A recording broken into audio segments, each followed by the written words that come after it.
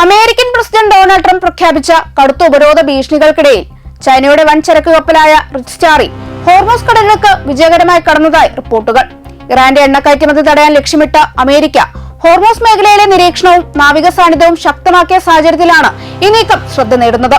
ഉപരോധം നിലവിൽ വന്നതിന് ശേഷം ഗൾഫ് മേഖലയിൽ നിന്ന് പുറത്തു കടക്കുന്ന ആദ്യ പ്രധാന ടാങ്കറുകളിലൊന്നായി ഈ കപ്പലിനെ വിലയിരുത്തപ്പെടുന്നു.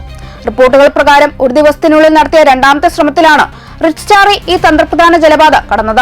ആദ്യം ഇറാനിലെ ഗഷ്വാൻ ദ്വീപിനടുത്ത് വരെ എത്തിയ കപ്പൽ പിന്നീട് തിരിച്ചുപോയെങ്കിലും മണിക്കൂറുകൾക്ക് ശേഷം വീണ്ടും യാത്ര തുടർന്നു. ഒടുവിൽ ഹോർമൂസ് കടന്ന് പുറത്തേക്ക് പോയത് അമേരിക്കൻ മുന്നറിയിപ്പുകൾക്ക് നേരെയുള്ള തുറന്ന വെല്ലുവിളിയായി വിലയിരുത്തപ്പെടുന്നു.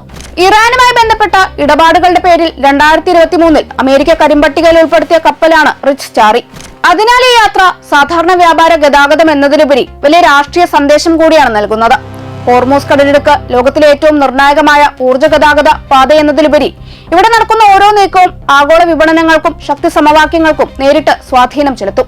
ഇറാനെ സഹായിക്കുന്ന കപ്പലുകൾക്കെതിരെ നടപടി ഉണ്ടാകുമെന്ന അമേരിക്കൻ മുന്നറിയിപ്പും അത്തരം നീക്കങ്ങൾക്ക് ഗുരുതരമായ പ്രത്യാഘാതങ്ങൾ ഉണ്ടാകുമെന്ന ഇറാന്റെ പ്രതികരണവും ഇതിനകം സംഘർഷാവസ്ഥ വർദ്ധിപ്പിച്ചിട്ടുണ്ട്. ഈ പശ്ചാത്തലത്തിൽ ചൈനീസ് ടാങ്കറിന്റെ യാത്ര ഹോർമൂസ് വിഷയത്തിൽ അമേരിക്ക, ചൈന, ഇറാൻ എന്നീ ശക്തികൾ തമ്മിലുള്ള ഏറ്റുമുട്ടൽ കൂടുതൽ കടുത്ത ഘട്ടത്തിലേക്ക് കടക്കുന്നതിന്റെ സൂചനയായാണ് കണക്കാക്കപ്പെടുന്നത്.